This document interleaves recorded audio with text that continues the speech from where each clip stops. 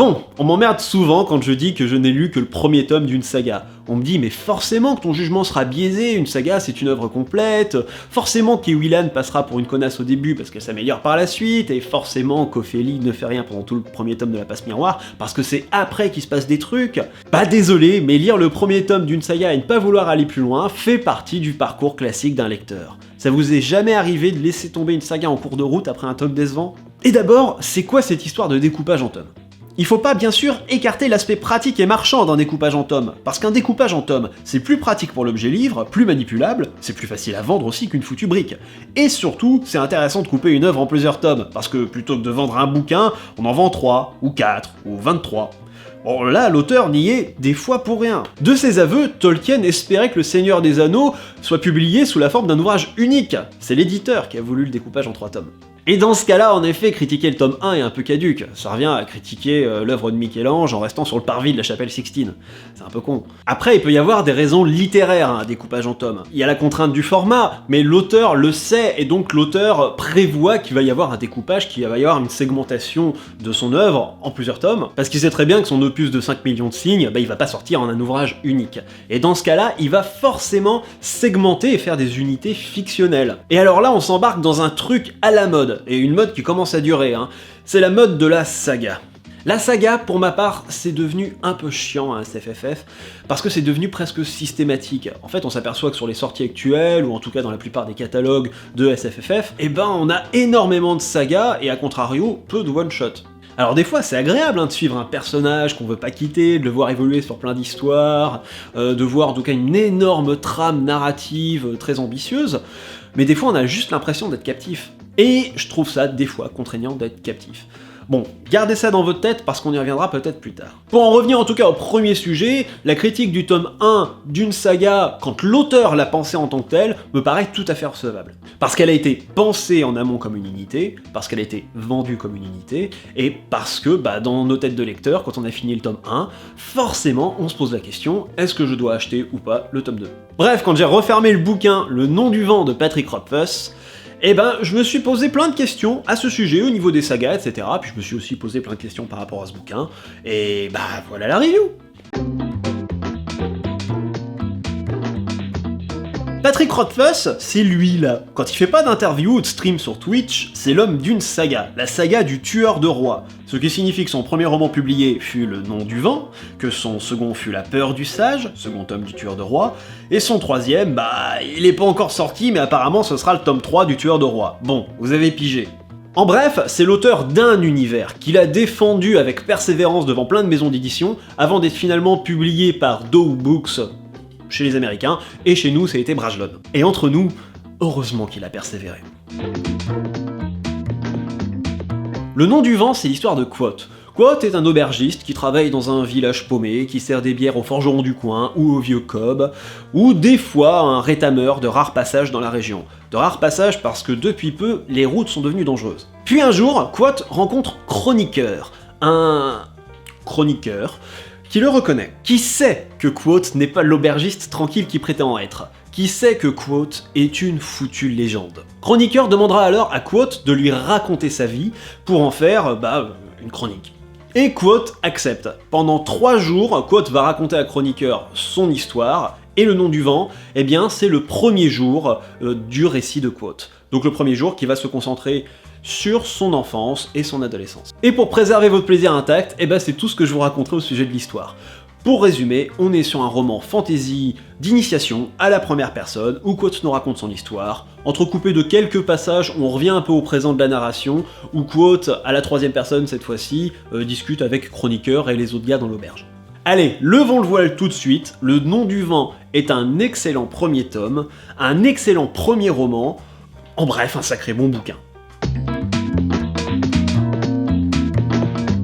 Pour moi, la première force du Nom du Vent est que Patrick Rothfuss a compris la fantaisie. Il a compris ses thèmes, ses tropes, son fonctionnement, tout ce que vous voulez, et qu'il les maîtrise. Parce qu'il faut quand même dire un truc, c'est que Le Nom du Vent est hyper classique.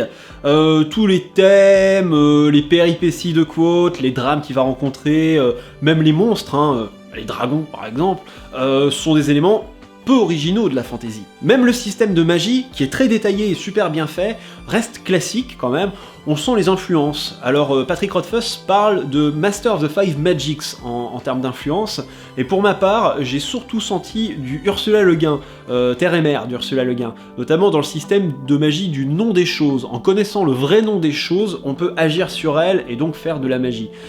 Il n'y a pas que ça d'ailleurs qui m'a fait penser à Terre et Mer d'Ursula Le Guin, il y a aussi le comportement de Kvothe qui m'a fait pas mal penser à celui de Jed, un peu d'arrogance, très sûr de lui, etc. Hormis certains rares sujets, comme par exemple la gestion du budget de Kvothe et de son argent de poche, qui est un truc quand même assez rarement utilisé en fantasy, eh ben on reste dans le très conventionnel, dans le très classique. On a le drame personnel, l'appel à l'aventure, le mentor. Joseph Campbell serait super content. Et pourtant, malgré ce côté hyper classique, donjon et dragonesque, eh ben on reste captivé, parce que c'est super bien maîtrisé. Alors, d'où vient cette maîtrise? Est-ce qu'on peut trouver des mots pour qualifier justement la qualité de cette maîtrise? Je dirais que ça vient des personnages, et que ça vient de la voix utilisée par Patrick Rothfuss pour nous raconter l'histoire. Parce qu'on peut me servir une histoire classique, mais si les personnages sont super vivants et super crédibles, et si en plus il y a une voix particulière, moi j'adhère à fond quoi. Est-ce que vous aimez les personnages fonction?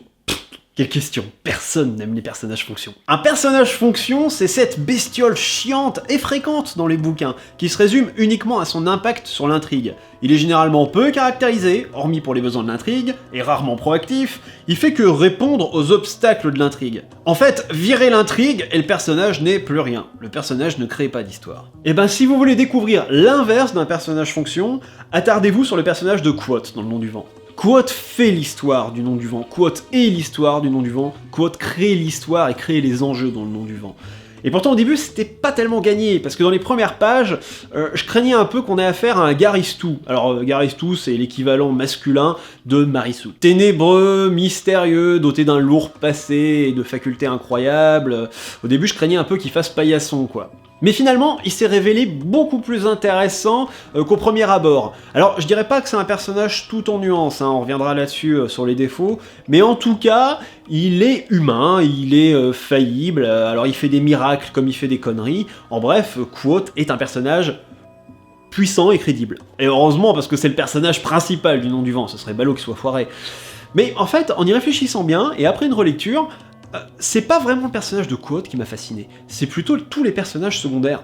Ils sont tous, à quelques exceptions près, je pense notamment au fermier qui est un peu anecdotique dans le passage avec le dragon, ils sont tous hyper bien caractérisés ces personnages. On sent qu'ils ont du vécu, qu'ils ont une backstory hyper détaillée que Patrick Rothfuss a bossé avec amour et qu'en fait il nous en laisse simplement un petit aperçu, mais que derrière il y a un océan de profondeur qui apparaît comme ça par petites touches. Vraiment, ça transpire dans le roman, on sent que Patrick Rothfuss a passé du temps avec ces personnages, qu'il les a façonnés avec amour, qu'il les a dorlotés. Bon, il les maltraite aussi un peu, hein, sinon ça serait un peu chiant, mais on sent en tout cas qu'il a passé du temps et de l'amour et qu'il est très généreux là-dedans, dans la création de ces personnages. Je pense au maître nommeur Elodine, par exemple, qui au début frôle un peu l'archétype du mage fou, mais qui finalement, quand on en apprend un peu plus sur lui, devient carrément fascinant. Je pense aussi à Trappis, l'homme qui recueille des enfants un peu paumés dans la ville de Tarbin. Je le trouve hyper intéressant, il a piqué ma curiosité quand bien même il est pas très important comme personnage. Je veux voir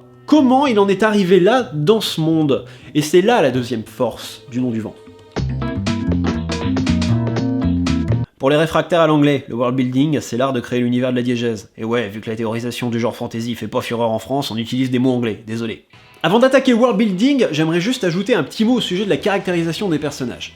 Pour ma part, dans la caractérisation, il y a de la vraie profondeur et de la fausse profondeur. Alors, la fausse profondeur, c'est quand l'auteur ajoute plein d'éléments d'information au sujet de ses personnages, mais ce sont des informations relativement triviales, genre il aime le chocolat, ou il aime changer de coupe de cheveux quand il se prend un râteau. Ce genre de truc peut donner une impression d'épaisseur, mais en fait, ça relève pas vraiment de la caractérisation.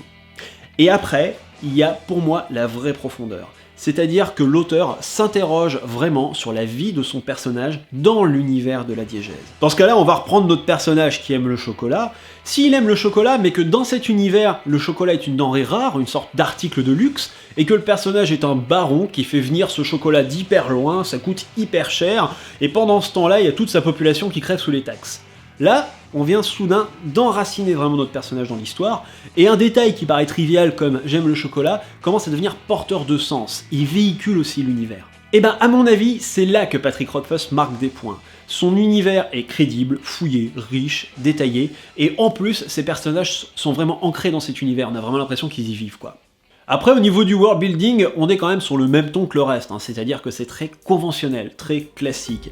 Les religions, les croyances, les us et coutumes n'ont rien de super original, même la géographie n'a rien de super original, mais ça reste maîtrisé, c'est-à-dire que ça fait de l'histoire, ça renforce l'histoire. Alors ça ne se résume pas qu'à l'histoire, hein, le world building passe aussi dans des éléments de dialogue, dans des mots, dans plein de petits détails au niveau des descriptions, ça fourmille, en bref, ça vit autour de nous. Donc classique mais maîtrisé. Alors de temps en temps, on se mange un peu des infodumps, c'est-à-dire qu'il y a des passages qui consistent en un largage de contexte un peu épais, pas très glorieux, bon, ça arrive de temps en temps quoi. Mais c'est pas le plus mauvais élève là-dedans, et on a des pires des bouquins niveau infodump, donc ça va. Et enfin, si le world building, tout comme la caractérisation, marche aussi bien, même s'il reste conventionnel, bah c'est parce que Patrick Rothfuss a une voix particulière.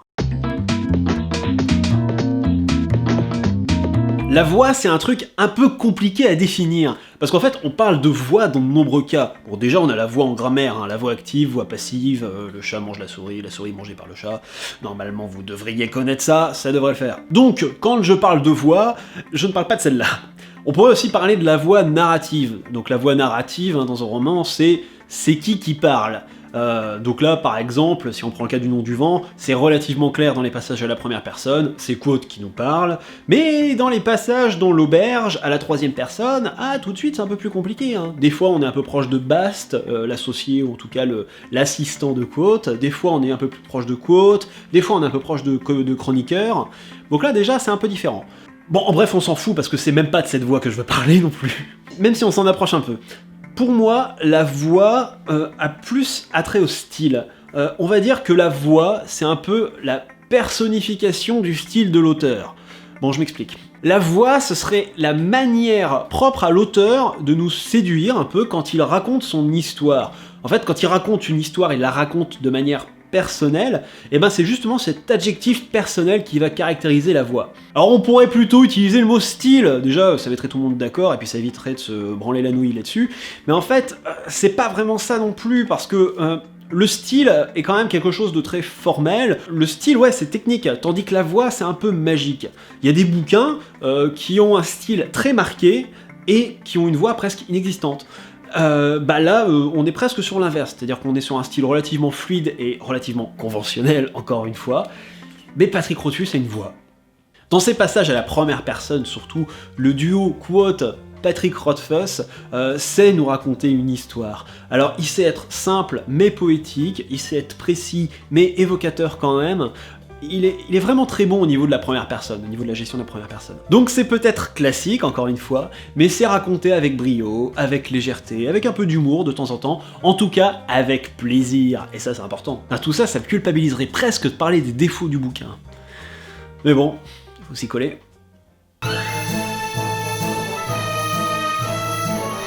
J'ai été super élogieux au sujet des personnages secondaires, mais j'ai quand même un petit regret. Un regret qui concerne les personnages féminins. Alors certes, ils sont bien campés et hauts en couleur, notamment la fameuse Dena qui est super importante dans le bouquin, ou la sauvage Ori, il y a des trucs super, mais ces personnages féminins sont toujours campés dans une orientation love interest. Soit elles draguent Quoth, soit Quoth essaye de les draguer. En fait, elles sont rarement dépeintes sans qu'on s'intéresse soit à leurs sentiments, ou soit à leur physique. Pour faire une image, si on partait sur une adaptation télé, d'ailleurs je crois que c'est dans les tuyaux, je crains un peu que tous les personnages féminins soient des filles super sexy, quoi.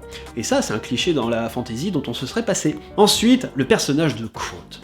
Quoth est intéressant, Quoth est intelligent, Quoth est super passionnant, mais des fois, Quoth, il est un peu con-con. Bon, il est arrogant, passons, ça lui vaut d'ailleurs quelques coups de fouet à l'université. Mais il y a une différence entre être arrogant et ça, à de nombreuses reprises, il fait des conneries qu'il devrait être en mesure d'éviter. Moi, je me suis surpris à plein de moments dans le bouquin à me dire Quoth, fais pas ça, tu vas te prendre des coups de fouet sur le cul, Quoth, dis pas ça, ferme-la, tu vas te prendre des coups de fouet sur le cul. T'es peut-être un héros, une légende, un régicide, mais là t'es surtout une nouille, quoi. Alors, est-ce que c'est un défaut dans le bouquin ? Je trouve un peu, parce que des fois il fait preuve de jugeote, et des fois cette jugeote lui fait cruellement défaut. Et on comprend que c'est fait un peu de manière artificielle, parce que s'il fait pas ces conneries, il se passe rien dans l'histoire, quoi. Donc ça sert un peu de moteur, donc il est obligé de faire ce genre de conneries que normalement il devrait être en mesure d'éviter. Et enfin, le dernier défaut pour ma part concerne tout l'épisode du dragon ou 2/3 du bouquin avec Dena là dans le village. J'ai relu le bouquin une deuxième fois, alors ça vient peut-être de moi, mais j'ai trouvé que ça traînait un peu en longueur sur certains aspects. J'aurais préféré qu'on reste un peu à l'université pour le coup, ou qu'on aille un peu plus loin dans les Chandrians peut-être. Je sais pas, toujours est-il que normalement dans les 2/3 du bouquin, là on aurait une montée en tension techniquement, là j'ai l'impression qu'il y a un tout petit moment un peu stagnant, et même un peu en dessous. C'est là notamment où on a le personnage du fermier dont j'ai déjà parlé, qui est un peu en dessous, où ça traîne un peu, quoi. Mais là pour le coup c'est vraiment chipoté, et ça se trouve ça vient de moi, peut-être que j'étais fatigué pendant que je lisais ces passages, c'est possible aussi. Bon, passons à la conclusion. Bon, pourquoi j'ai fait cette review, moi ? Parce qu'au fond, je suis d'accord avec l'avis général concernant le bouquin, j'ai rien vraiment très neuf à dire, en fait. Lisez-le. J'ai peut-être une idée de conclusion. Bon, j'ai pas lu le tome 2, enfin le tome 2 première partie et le tome 2 deuxième partie, coquin d'éditeur, ni le tome 3, comme tout le monde d'ailleurs, parce qu'il est pas encore sorti, mais je pense que je peux m'avancer en disant ça. Le Nom du Vent est une superbe porte d'entrée pour un néophyte en fantasy. Parce qu'on est sur de la fantasy hyper conventionnelle, mais tellement bien maîtrisée que ça transcenderait presque le genre. En plus, le style est simple, comme on l'a déjà dit, pas en poulet, mais quand même suffisamment évocateur, il y a cette voix dont je parle. En bref, si jamais un lecteur de Blanche vient me voir et puis me demande « Ah ouais, au fait, j'aimerais bien me mettre à lire un bouquin de fantasy, tu sais, tes trucs avec tes elfes et puis tes dragons à la con, là », eh ben je pense que je lui ferai lire Le Nom du Vent. Même d'ailleurs avant Le Seigneur des Anneaux pour le coup, carrément. Je pense que c'est une superbe porte d'entrée pour le néophyte. Et pour le connaisseur, c'est une lecture super agréable. Bon, il y a toujours cette chute de régime aux 2/3 du bouquin qui ternit un peu le tableau, mais comme je dis, c'est vraiment chipoté. Et puis bon, c'est une saga, donc forcément qu'il faut garder un peu de tension sous le coude pour les prochains tomes, hein. Tiens d'ailleurs, les sagas, parlons-en.